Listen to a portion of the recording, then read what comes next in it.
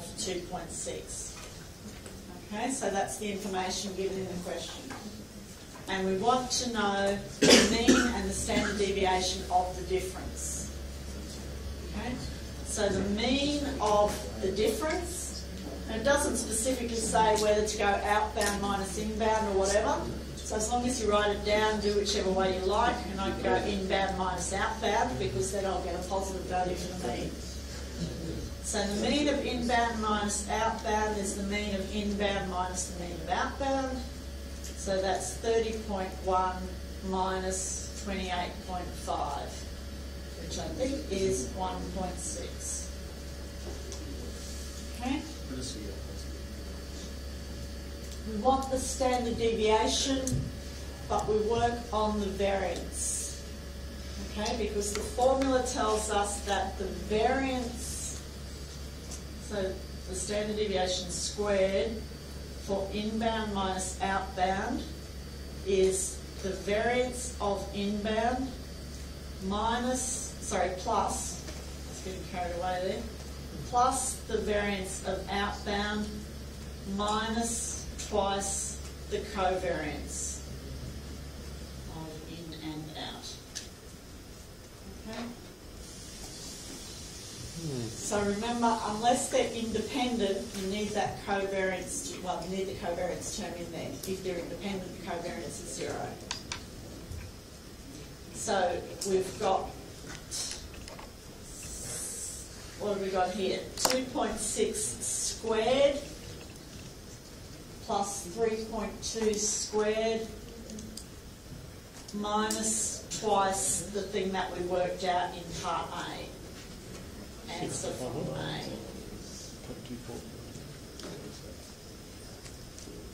Okay?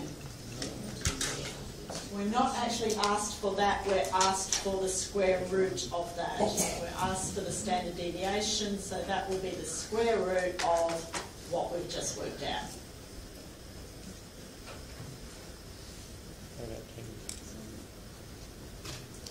Okay.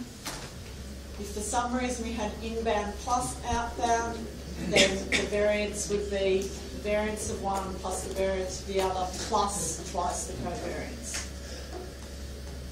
Okay? And covariance can be positive or negative as well. So you could be here subtracting a negative value.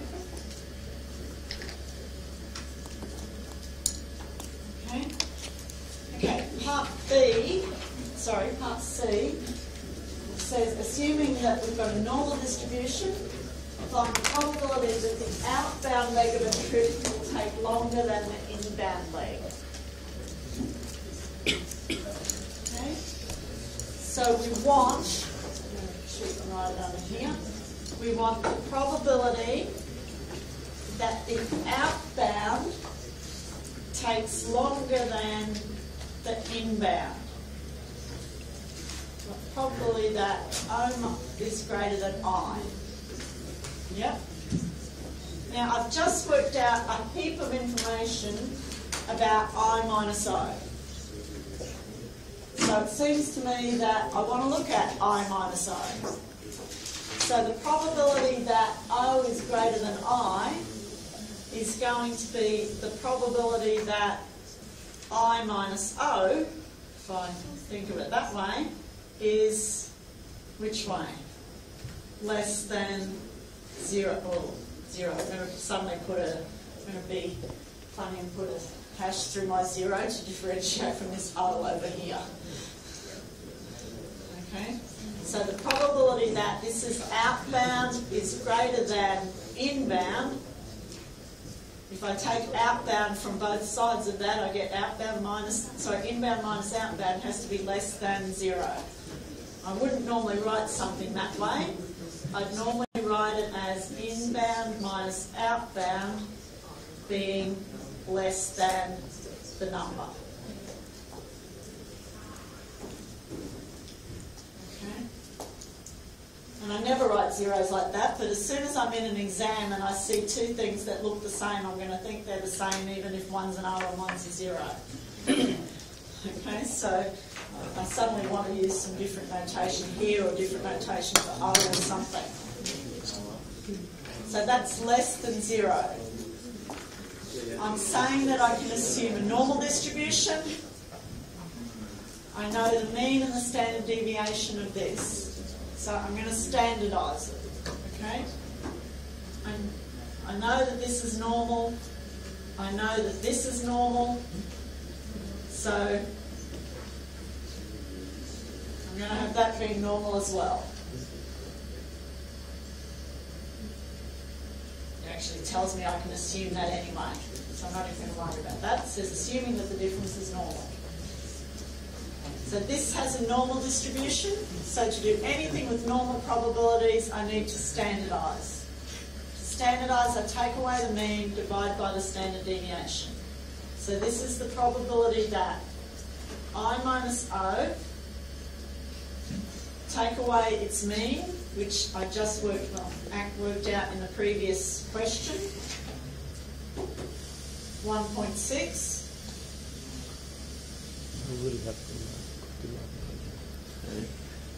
Divided by that number that I worked out from the previous question too, okay, which I'll square root it off. Let me write it down here. Sigma I minus O is less than, standardised, 0 minus 1.6 on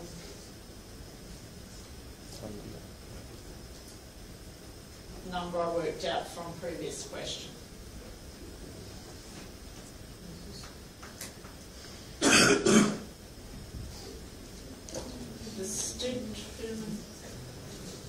Let me just check something because I'm sure when I did this the other day. Oh no, that's all right. I'm happy. Okay, so what have I done here? I've standardised that. So that's just my standard normal and variable. So I've got the probability that that is less than something, and at this stage I'm going to magically maybe work out what that number was.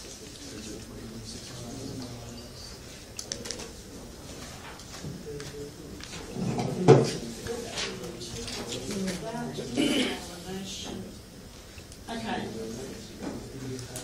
That number on the bottom, so I've got 0 minus 1.6 on 3.1376 apparently, was what the standard deviation was. So this I can work out. Negative 1.6 divided by 3 point something that looks like 2. It's a negative something a bit less than a half, a bit more than a half. Okay, so plug that into my calculator and I've got the probability that Z is less than roughly negative 0.5-ish. 0.51. Yep, okay, so that's pretty good. So if that's negative 1.6, isn't it 0 plus 0 minus negative 1.6?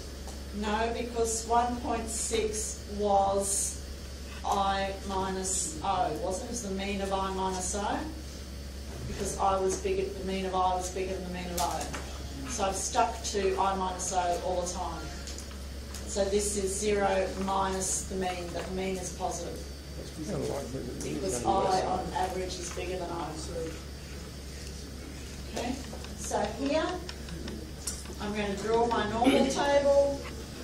I'm going to say this is negative, so here's 0, this is something here, negative 0.51-ish. I'm going to look that up in my normal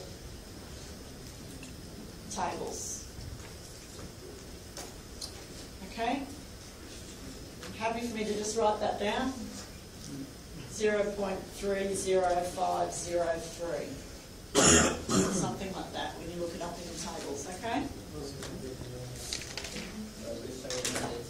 Normal tables, so table 5 or 4 or something, table 3. Okay, so table 3 only gives you the probability of being greater than something.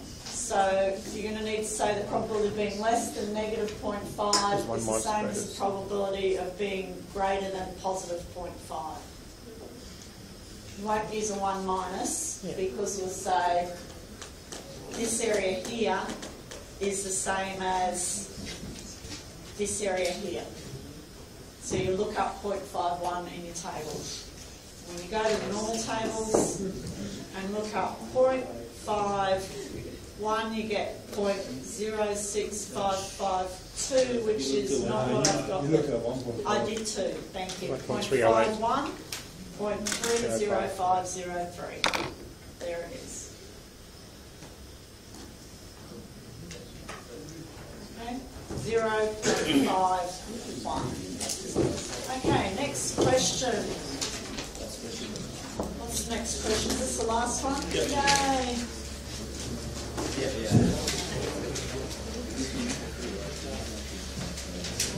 Okay, reliability stuff. Has the sign-on sheet made it back to the front? Yeah. Yes? Good, thank you. Don't let me leave it now. Okay, we've got observations made agents of failure of 15 bulbs. Failures recorded in 9. It's almost taken 3 hours for somebody to know how to do it.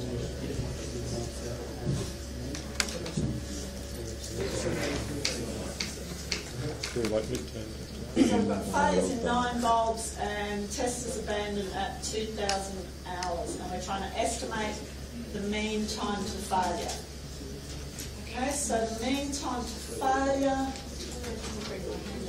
this is the stuff that I'm least familiar with, and I've forgotten my notes. Okay, so the mean time to failure is what? It's basically the observed life over the number of failures is the way you'll usually estimate it. Observed total life over the number of failures.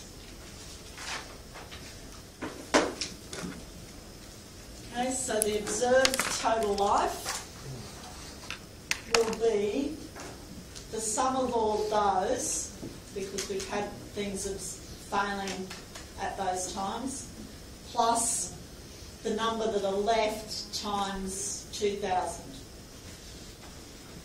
Okay, so it will be 17 plus 648 plus I do have this. What did I bring with me? Little bits of paper. Do you have one?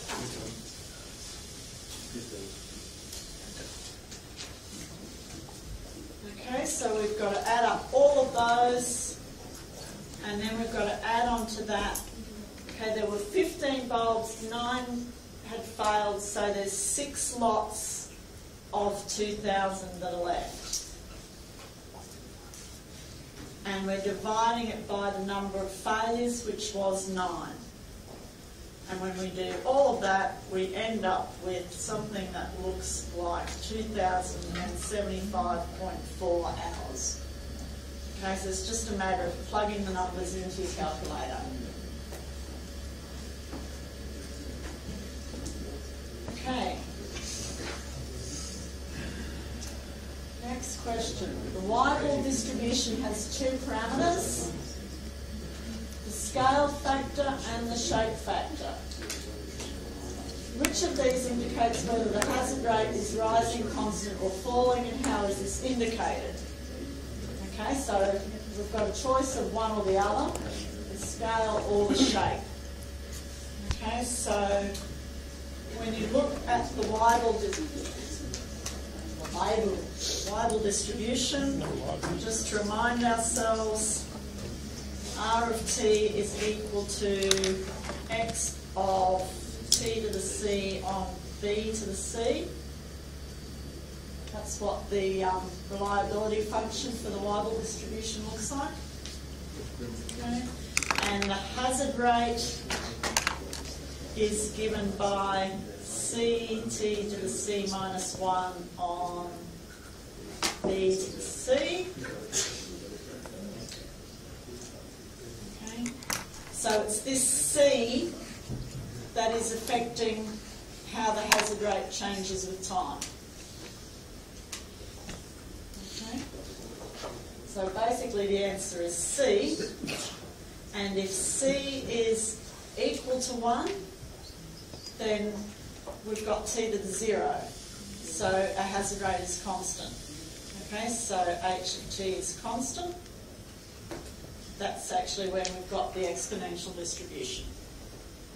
If C is greater than 1, then we've got T to a positive power. So as T increases, it will increase. So H of T is increasing. And if C is less than 1, then H of T will be decreasing because we'll have T to a negative power.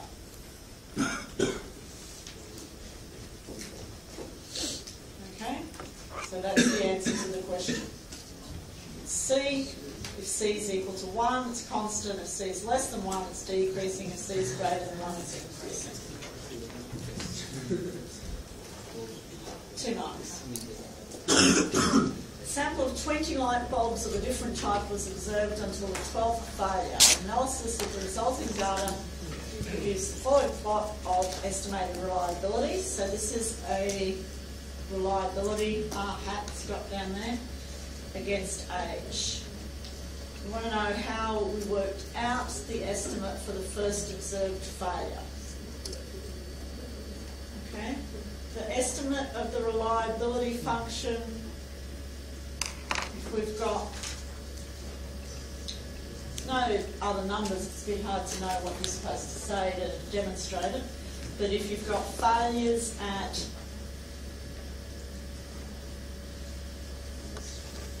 we've got failures at sort of T1, T2, T3 and so on.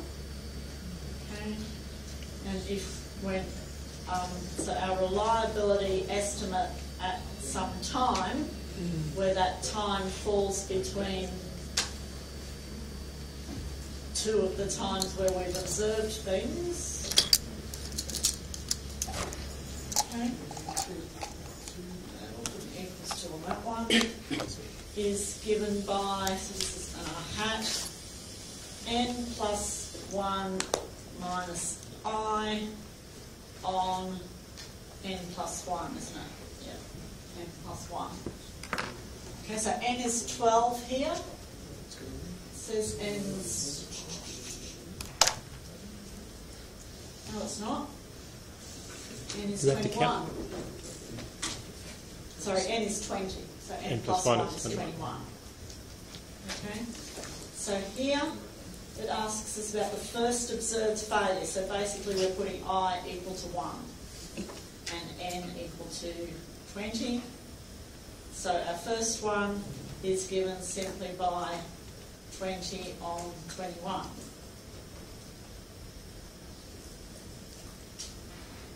Yep, and that's, if you look at what's happening here, that's the type of value we get here. And it's being plotted at that T1. It really should be a line from there across to the next time where something happens. So our estimate of the reliability function is a step function. Okay? That's the answer, basically. And then what have we got? Print out below. So fitting a reliability function to some data. It's either going to be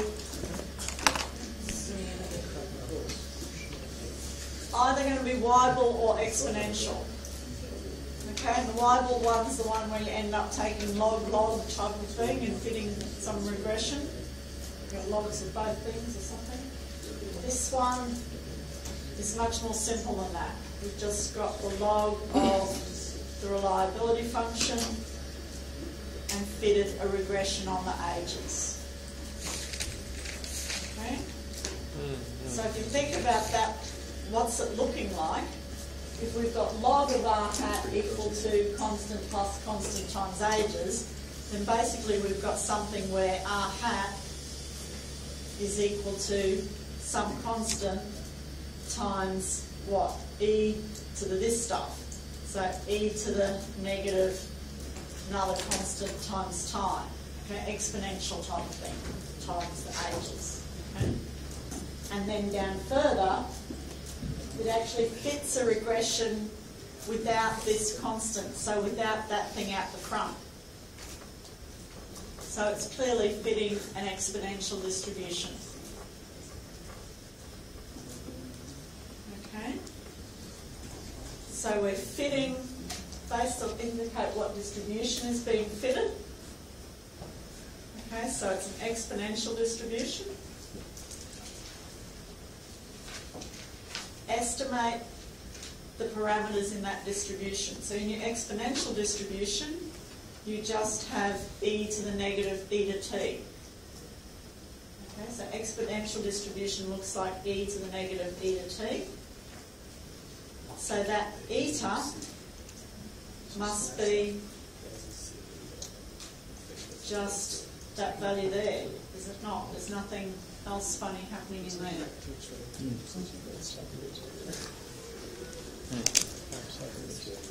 Yeah, nothing.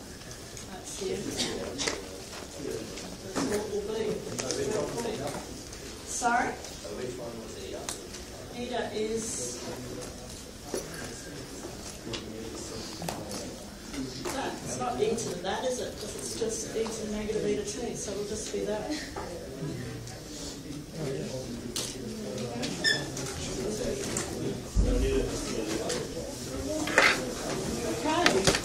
Are we supposed to estimate eta? Sorry? Are we supposed to estimate eta? We're done. This is the estimate of eta. All right. Thank you so much for staying back. It's much appreciated. That's all right. Probably got the text in my husband.